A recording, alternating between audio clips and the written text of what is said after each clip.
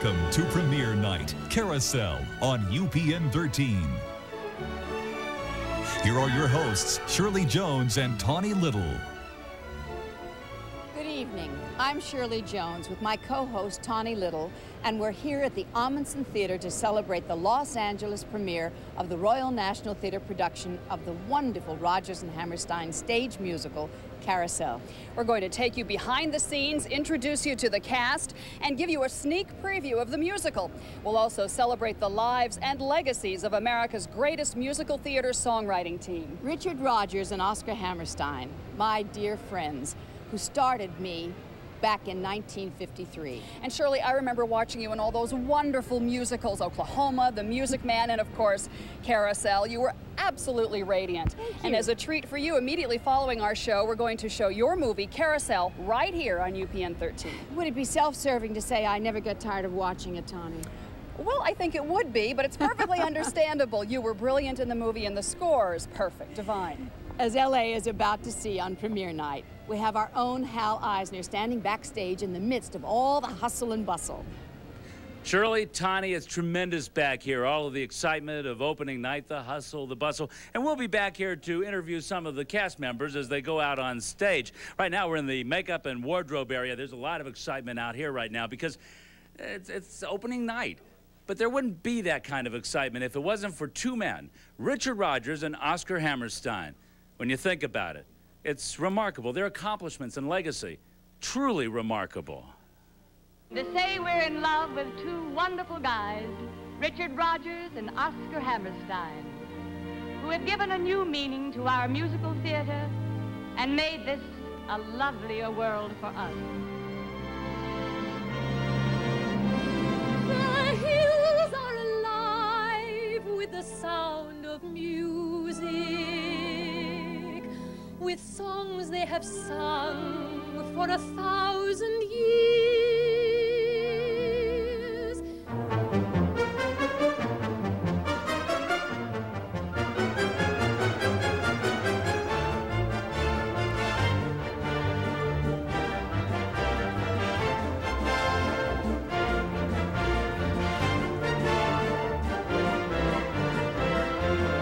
I think what Dick and Dad did was simply say, let's blow the rules completely and just follow what the story dictates. They used to build shows around musical numbers that were great songs. And he stopped that. He wrote great songs that are demanded by the script. That's a hell of a difference. Together, Richard Rodgers and Oscar Hammerstein transformed musical theater, and their partnership gave us the greatest body of work the world has ever known.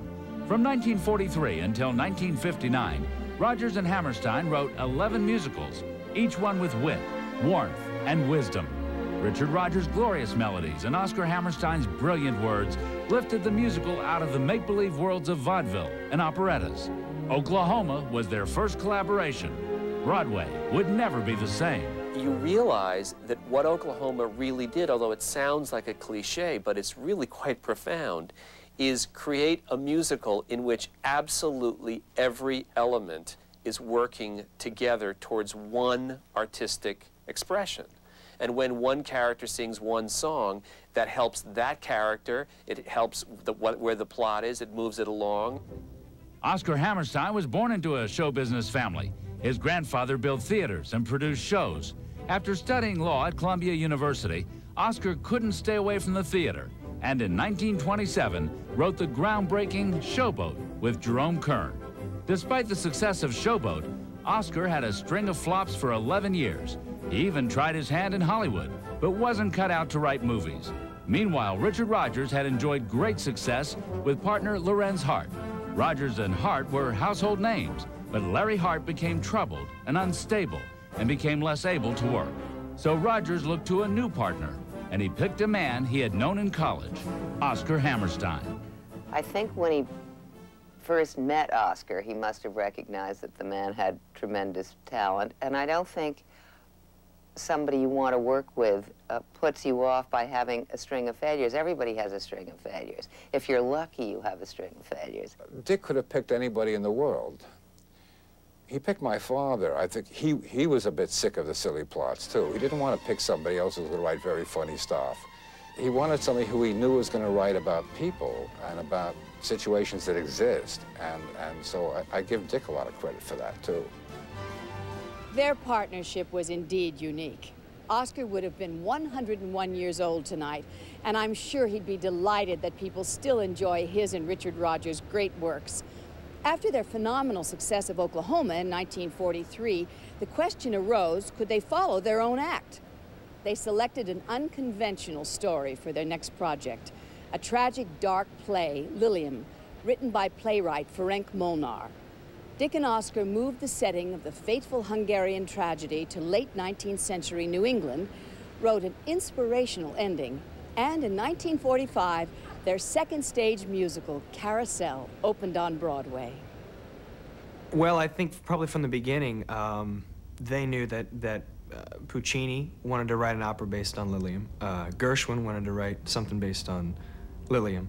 And finally, Rodgers and Hammerstein got to do it. So I'm sure they felt honored, you know, to have Puccini turned down and everyone else.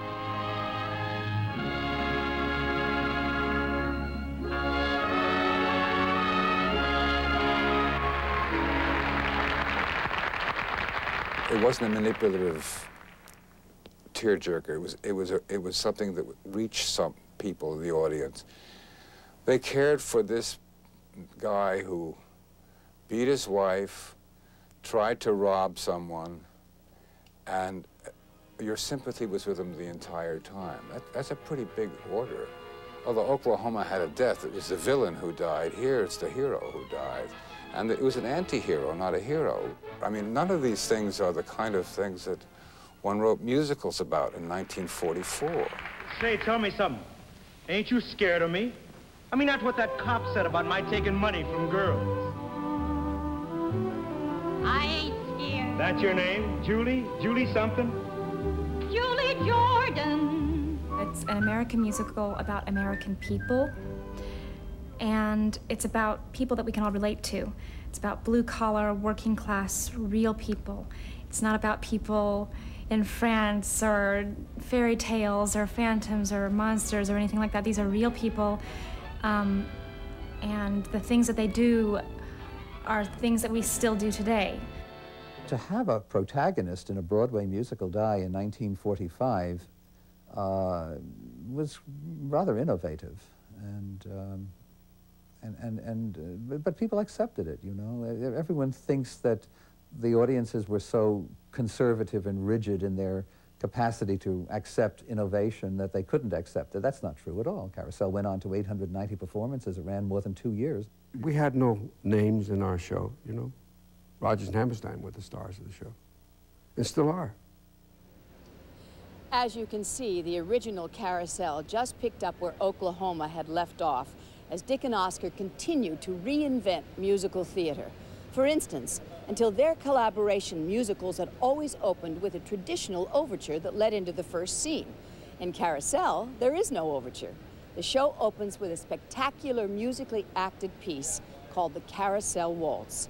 Here's our first peek at this wonderful new production.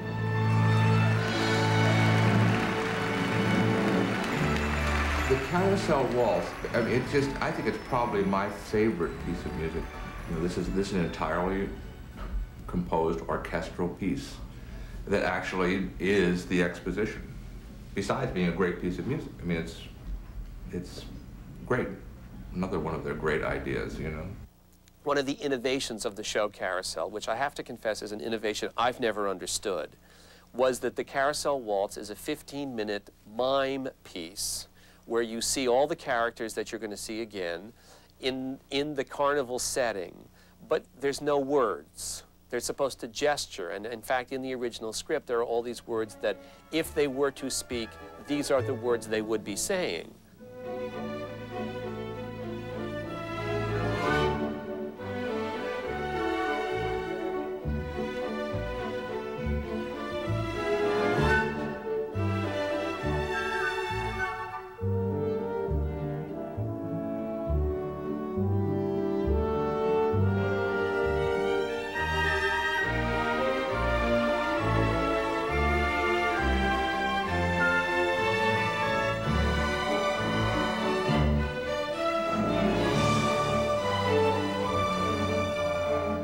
Carousel waltz, it's worth going to see Carousel by itself. It's the most brilliant change in that it gets the whole picture of the town and of the working conditions and of what it was like.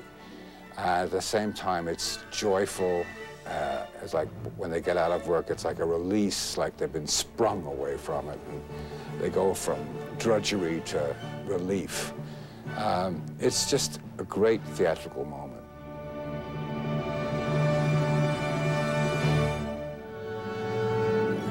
Premiere night, Carousel, is being brought to you by the big, bold taste of Bullseye Barbecue Sauce. It tastes the best. And by your local Honda dealers.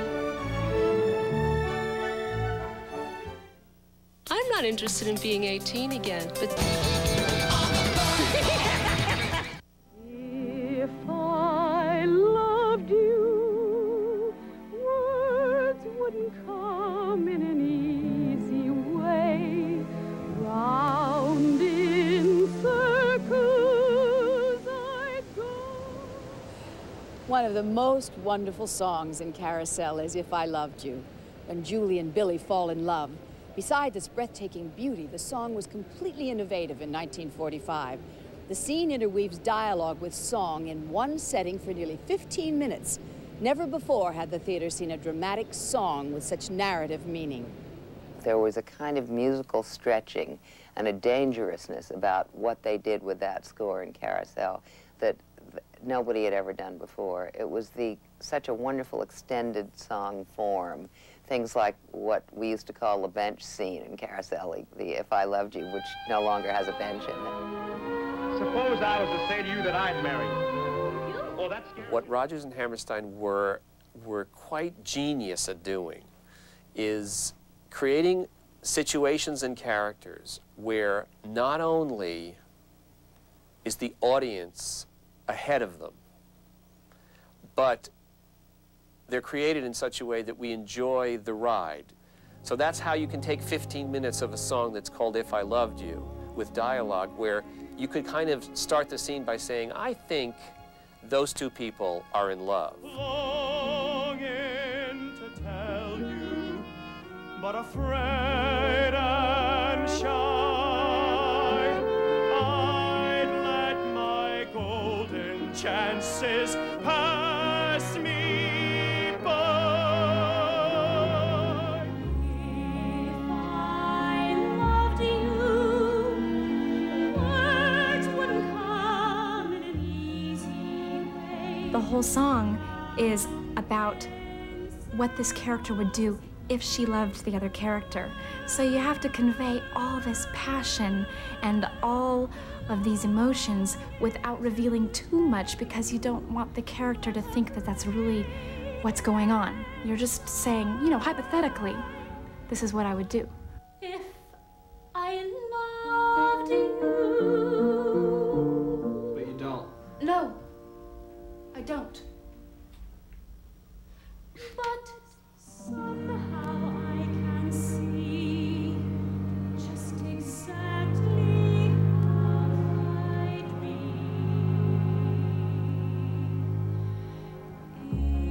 If I loved you,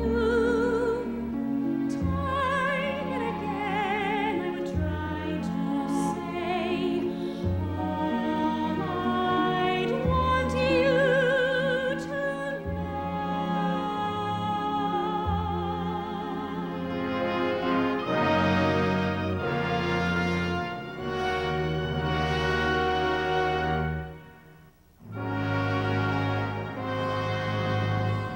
That love scene was the most passionate piece of theater when it was seen in 1945, and it still has the same effect today. Broadway audiences now share Julie and Billy's great love story, thanks to the revival, which has become an integral part of Broadway. In fact, Broadway has been thriving lately because of revivals. Film and theater critic Pat Collins joins us from Times Square in New York City. I'm Pat Collins in New York, in the heart of Broadway, and it has been the most successful year in Broadway history at the box office. Some of the reasons why: the innovative rock opera Rent, Matthew Broderick in How to Succeed in Business Without Really Trying, Nathan Lane and A Funny Thing Happened on the Way to the Forum, plus 2 Rodgers and Hammerstein revivals, The King and I with Lou Diamond Phillips, and State Fair right here at the Music Box Theater.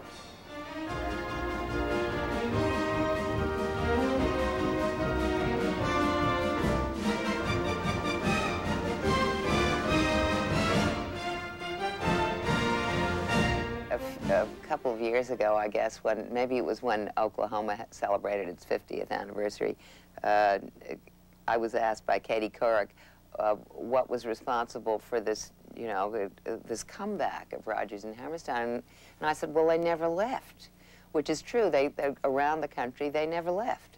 Around the world, they never left. We don't happen to be in an era of a lot of new musicals coming out every year, and the ones that do come out and that are successful are far more successful than the old ones were, so that they tie up theaters for years and years. Broadway revivals are staged for the same reason movie sequels are made: less financial risk for the producers. Having a recognizable title such as The King and I or Carousel makes it a lot easier to sell tickets. Plus, it can be a draw for a new generation of theatergoers. Beaches are crowded every night. From Penobscot to Augusta, all the boys are feeling lusty, and the girls ain't even putting up a foot. A Rodgers and Hammerstein score is hummable and memorable, but often a good score is not enough to make a successful revival. There must be a strong story today's theatergoer can relate to, and Carousel has that. The issues of love and loss, redemption and betrayal are as timely now as they were when Carousel opened here at the Majestic Theater in 1945. It ain't so surprising. They're still doing La Boheme. In fact, they're doing Rent. It is but they're still doing La Boheme with the opera. Nobody says, oh, gee, why are you doing so revivals? They're works of art. That's why they're revivable. Just to the west of Old Times Square, there's magic in the city air. Stars in the alley, bringing Broadway's best to you. Broadway is a major industry, contributing $2.5 billion a year to the New York economy.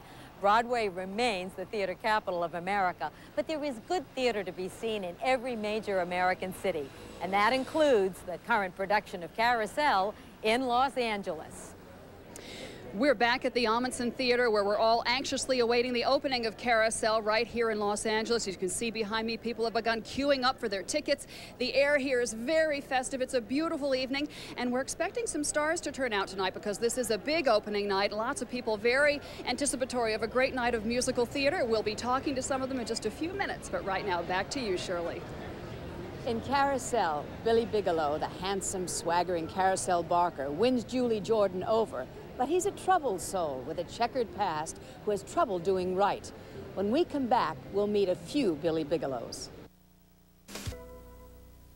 My boy Bill, I will see that he's named after me. I will. My boy Bill, he'll be tall and as tough as a tree. Will Bill, like a tree. As we return to the Amundsen Theater at LA's Music Center for the premiere of Carousel, I'm Shirley Jones, and Old Blue Eyes was almost my co-star in the movie. Sinatra would have been a great Billy. Billy Bigelow is one of the great male characters in theater. He was the original bad boy. Billy is very raw, very, you know, instinctual. He doesn't really think about a lot of what he does, and so he regrets, you know, when he hits people and he slaps people. He doesn't think about what effect it's going to have on him until it's all over. Certainly in the 40s in America, they didn't have, you know, people like Billy, you know, that were, you know, in the public eye. It wasn't even until, like, you know, Brando or Dean or these kind of rebel guys came along. But they weren't certainly in theater. Basically, Billy Bigelow is a male whore. I feel like he thinks he got the short end of the stick his whole life. That's just what I'm gonna give you if you don't dry up!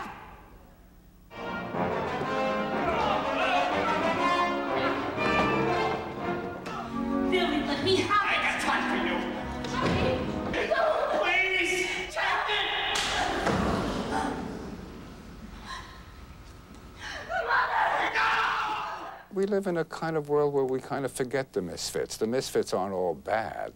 The misfits maybe become criminals. Maybe they get desperate and they can't fit in with the life that we think is normal and okay and we have no problem with. Billy Bigelow is definitely an abuser. He strikes women. He's a bully.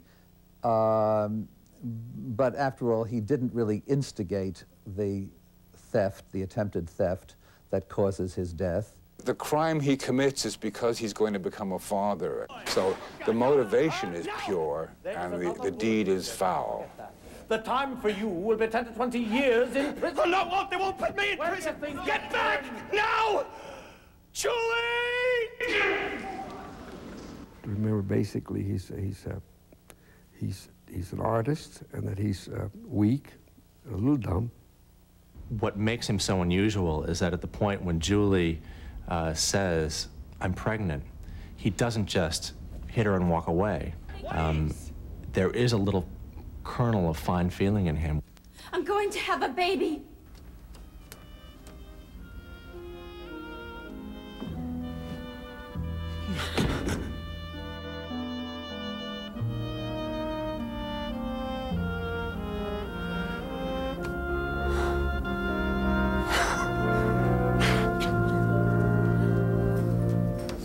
In the current production of Carousel, Patrick Wilson plays Billy Bigelow. We're in Patrick's dressing room right now. How you doing? Very good. Any opening night jitters? Yes, all of them. Well, we might make it a little bit worse because the original Billy Bigelow is going to be out in the audience watching you. In fact, John Raitt is here right now. Patrick, hi, good pleasure luck to meet tonight. you. Thank you. Thank you. You know, any advice from the original Billy Bigelow to the new Billy Bigelow on the block? He's been playing the part. I think we'll just watch him tonight. I think you guys would probably agree with me that soliloquy is the emotional centerpiece of Carousel. Runs almost 8 minutes, but it could have run longer, isn't that right? They cut a few cut lyrics? about 16 bars in Boston. I don't know why Rodgers and Hammerstein did that, but it's a kind of a lead-in to the My Little Girl part. I know you know. Would you sing it for us? When I have a daughter, I'll go around in bar rooms.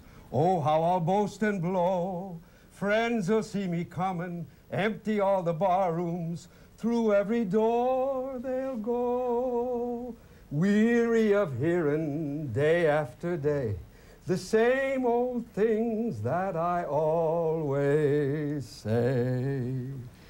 My little girl, pink and white as peaches and cream is she.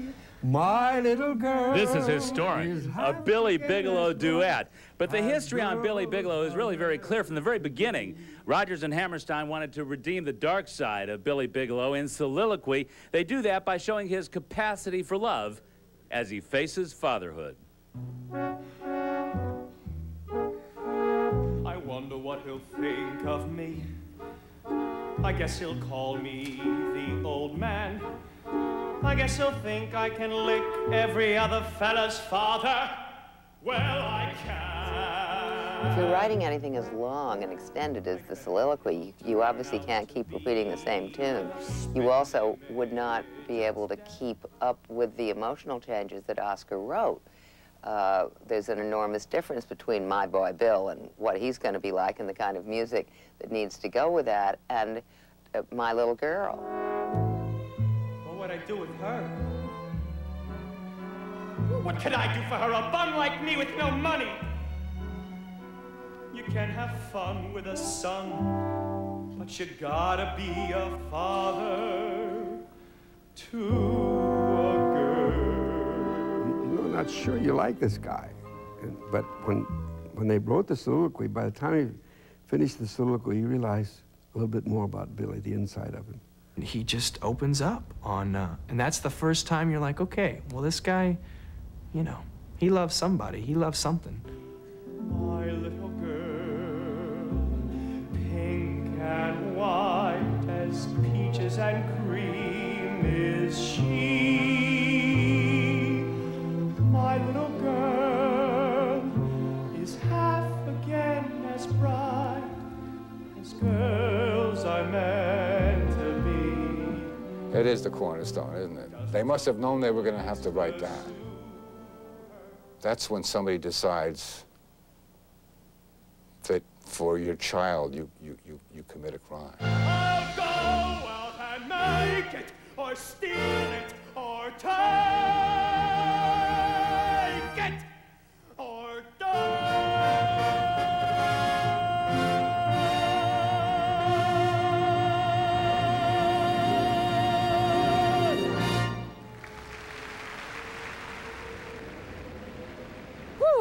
As usual, the men get all the attention. Julie Jordan is crucial to this musical drama as well, of course. Her character is a rock, which is harder to play, whereas Billy is shifting sand. We're on Julie Jordan. Have you ever had a fella you give money to? No.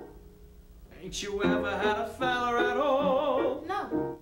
Julie Jordan is a very difficult character to explain. It's one of the more difficult roles for a woman in musical theater because she doesn't have really strong, defining characteristics. She doesn't change. That's why it's not as good a role as Billy Bigelow. Oh, what's the use of wondering if he's good or if he's bad? He's your fella and you love him. We'll be back with more from the wonderful world of Richard Rodgers and Oscar Hammerstein in just a moment.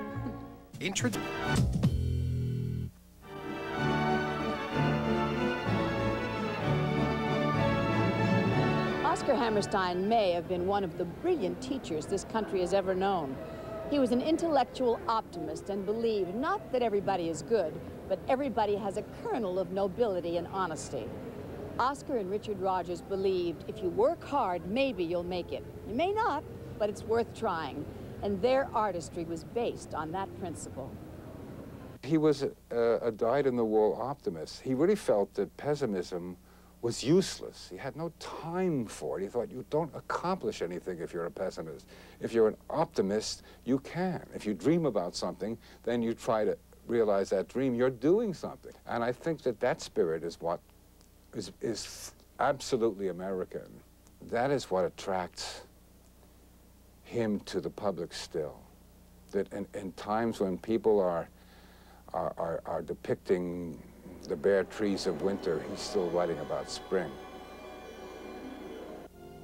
Some enchanted evening, you may see a stranger. Oscar would go to Bucks County and spend weeks and weeks, fine-tuning a gorgeous lyric, and then he would phone it in to Daddy or mail it. There were no faxes in those days, so that's how it happened. And meantime, Daddy had plenty of time to think about it. He knew what kind of song it was going to be. But when he demonstrated songs, he would play the accompaniment and whistle and put the lyric up on the desk of the piano and let my mother, who was the first person to hear the songs, and then my sister and me, read the lyric while he whistled the tune. Whenever I feel afraid, I hold my head erect and whistle a happy tune so no one will suspect I'm afraid. The greatest challenge, I think, was to Rodgers and Hammerstein themselves, because they now had to follow in the wake of this immense, unbelievable success, Oklahoma. Chicks and ducks and geese better scurry when I take you out in the Surrey. When I take you out in the Surrey with the fringe on top. Rodgers, to me, once said, we were Rodgers and Hammerstein suddenly, and we had this reputation that we had to meet every single time we went up to bat. And so I think they were their own strictest critics. He had a few philosophies about writing. First of all, looking at a blank page is the worst way to write. But it's better than not sitting down at all to try. But he solved the problem by walking. The blank page was over here, actually over here, he had a stand-up desk. And he would pace and pace and pace, and then he'd come back when he had something and he'd scribble. And his lyrics, I think he would start with just little scraps, because some of them at the Library of Congress are hysterically bad, but just something to keep his mind going. They lived for the theater. Dorothy Rodgers once told me that she knew that in her life with Richard Rodgers, she came second, and she just had to know that. It was part of the gig, and when she signed on for the gig, she signed on for that. I think it was very lonely for him when Oscar died, and I don't think things were ever the same for him. He was an extremely good craftsman with words and a good lyric writer, but he didn't have any fun. He loved the collaborative thing, and it's just such hard work to do the lyrics and then do the music. And then after that, I don't think he ever found anybody to work with who was his generation and with his same point of view about things. Richard Rodgers outlived Oscar Hammerstein by about 19 years, but aren't we lucky to be able to share the 16 years that they had together? And we share it by dint of all of their fabulous music, and you guys have to, I know, hurry right away because you've got a big queue there. What's your favorite Rodgers and Hammerstein musical? Oh, I think this might be it. Favorite song? Oh, there's so many. I love My Boy Bill, though. Oh, me too. Can you hum a few bars? My boy Bill, da da da da da da da da dum. I don't remember the words. Grow. Right. And he'll walk up high and his dum dum dum and all that feet stuff. planted firm on the ground. And there won't be nobody. Good heavens, am I impressed. Thank you so much for sharing that with us. Have a great time tonight. Thank you. Bye-bye. Oh, I love that. It's amazing how many Rodgers and Hammerstein songs we know by heart, or almost by heart. They're like old friends to us. The words and the music have indeed become part of the fabric of our lives.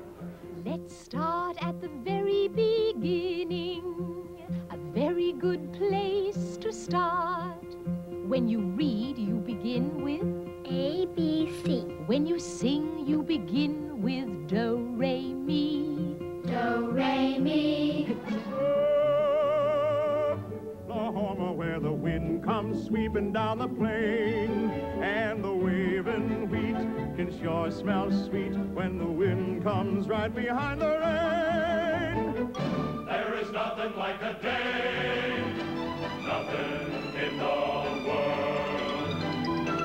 There is nothing you can name that is anything like us. When I have a brand new hairdo with my eyelashes all in curl, I float as the clouds on air do. I enjoy being a girl. Am I making believe I see in you a girl too lovely to be really true? Getting to know you, getting to know all about you, getting to like you, getting to hope you like me. My heart will be blessed with the sound of music, and I'll sing once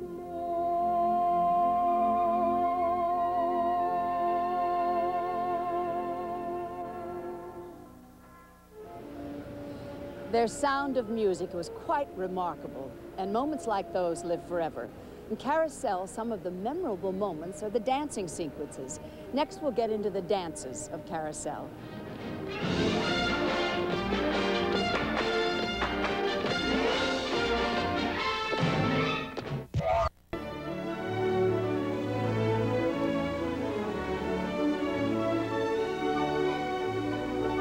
They were so clever at figuring out how to match words, music, dance, and emotions so that it's all sort of, it's seducing you without you really being aware of what's going on.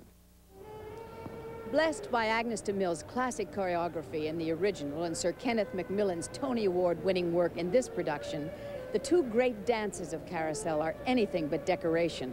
The film's choreographer, Rod Alexander, captured the overflowing vitality of youth that June is busting out all over celebrates.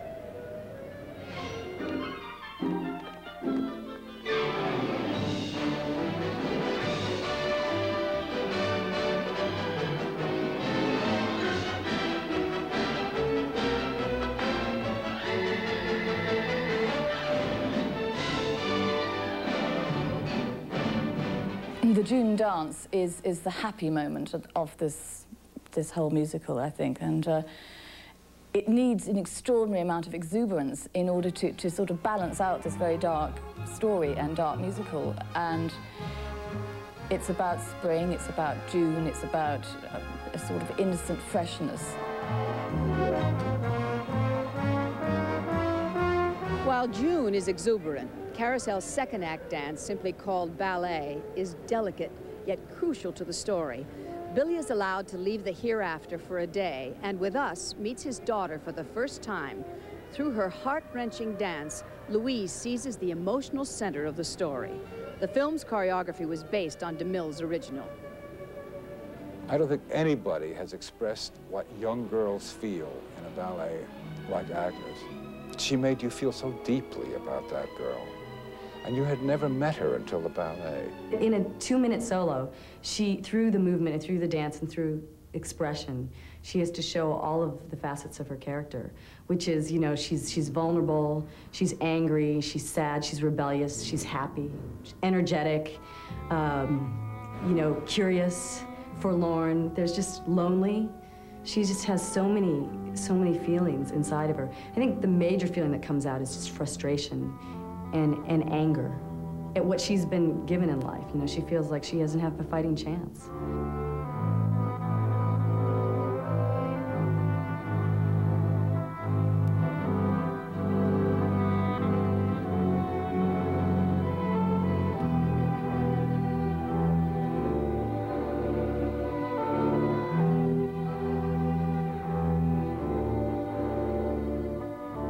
Well, I think Agnes and Sir Kenneth's choreography is extremely different. I mean, her pas de deux was beautiful also, but it was much more symbolic. I think her movements were much more staccato. You know, they're not as lyrical as Sir Kenneth's. What he's doing now in this day and age is a little more sensual and passionate. This is an extraordinary transition. It's told through dance. She doesn't really know herself, and she's just discovering herself throughout this whole ballet sequence, and I think it's a fascinating journey that we take with her. It is more lusty, it's more aggressive, it's not at all polite.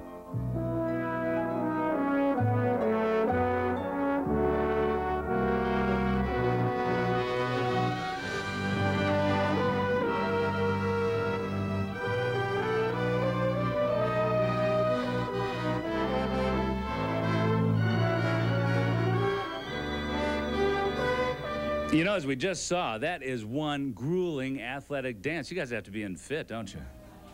Yeah, I think so. 200 shows or more we've done of this already, so we got it down. I think. And you really have to be in sync, too. I mean, the lifts, the jumps. Yeah, we've worked together for so long now that it just becomes like part of, you know, routine. One of the interesting routines you go through is every night the curtain goes up and it's almost 2 full hours before your big scene. What in the world do you do all that time in order not to get over anxious?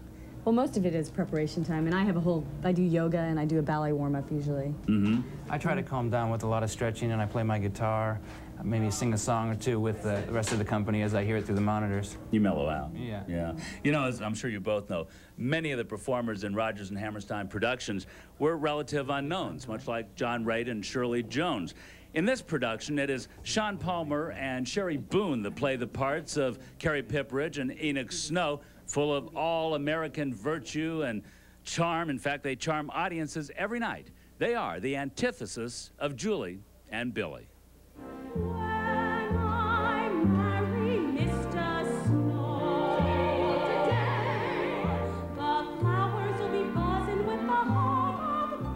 Working with Sherry's great. I think that that'd probably be one of my favorite things to be being in the show, is to daily get to come on and to experience her and to fall in love with her all over again. Carrie and Mr. Snow are, I think, direct opposites of Billy and Julie. They dream about what they want, they're in love, they're sure about the love and passion they feel for each other, and they end up getting what they want.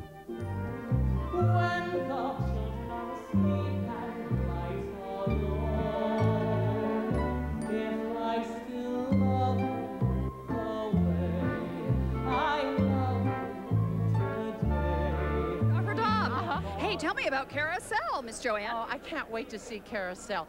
We got the play Lilium and reread that. When's the last time you read it, Tawny Little? I never know did. you're too busy. I am. That's You're why too I haven't. beautiful and too busy. We read that again, and we're so looking forward to this. And my husband got the score, and he was playing it on the piano, and I was in the pool doing my exercises. What's your favorite song? All of them. The Overture. If I Loved You. Can you hum a few bars? Hum? Sing. If I loved you, time and again I would try to say. Not you, Tawny. Oh, but gave me you chills. look beautiful. Thank you. They're applauding. Thanks, Joanne. Good to see you. Enjoy. Good to see you. Bye-bye. Same here. Okay, Shirley, back to you. Remember that the film Carousel will follow our special presentation. Stay tuned for that. And when we come back, the inspiring anthem, You'll Never Walk Alone. When you walk through a storm, keep your chin up high. Know that one. And don't be afraid of the dark. Believe him, darling. Believe. Life is a sport. Drink it up. When you walk through a storm, Hold your head up high. and don't be afraid of the dark. You'll Never Walk Alone is one of the most recorded songs in the Rodgers and Hammerstein Library. It's also one of the most inspirational. British soccer fans believe it was written for them. Jerry Lewis sings it in his telethon, and it's become the unofficial theme song of the annual AIDS walks in New York and Los Angeles.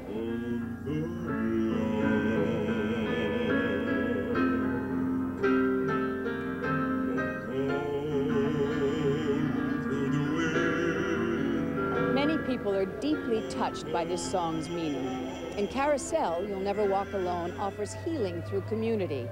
Nettie sings it to Julie after Billy's death, and the townspeople reach out to Louise with it in the finale. I don't look at it as an anthem. I don't want it to seem too big and too powerful and too over the top. It's just, it's Nettie telling Julie, you have to go on. It's hard not to go to her, and she has to try and reach her through the words and through the music.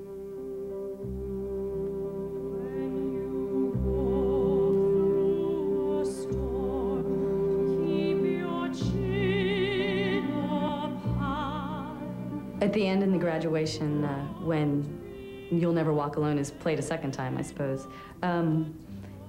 For me, what I'm feeling right then is still the despair of what's happened to me, and I'm still angry, and I'm still upset, but I have this inner voice speaking to me, or Billy's there, although I don't see him.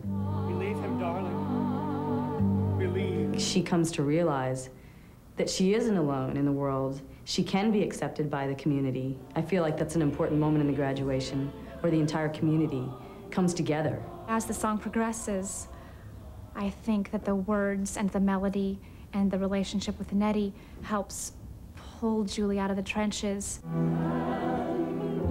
I loved you, Julie. Know that I loved you. It's very difficult not to get caught up on a personal level at the end of the show.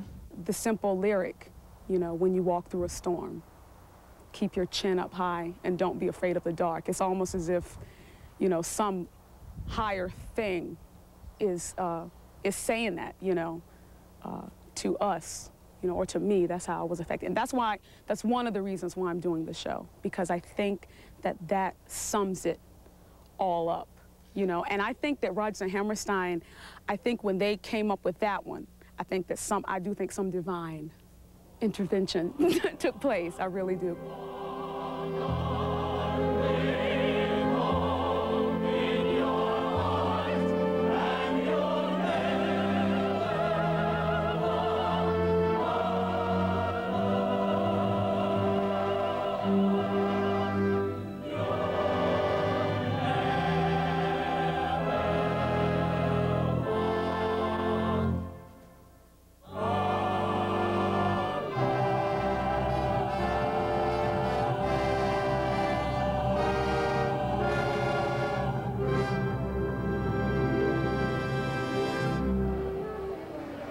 While in actuality, I never sang You'll Never Walk Alone in the movie, it's followed me most of my life as my signature song, as a finale of all my concerts, and probably the most requested number I have.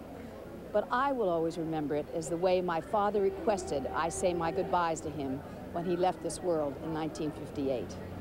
More memories, more Carousel, and the film, all coming up, so stay tuned. At a fair low price. As you can see, theater is alive and well in Los Angeles, and UPN 13 will continue to bring you behind the scenes for many of the exciting events in the coming months. That's right. In September, it's live from the Hollywood Bowl and Cirque du Soleil. And then in November, right here again at the Amundsen Theater, we'll present the premiere of Oscar Hammerstein's Showboat. And don't miss your chance for a great live theatrical experience. Carousel is at the Amundsen until August 25th. Come and enjoy.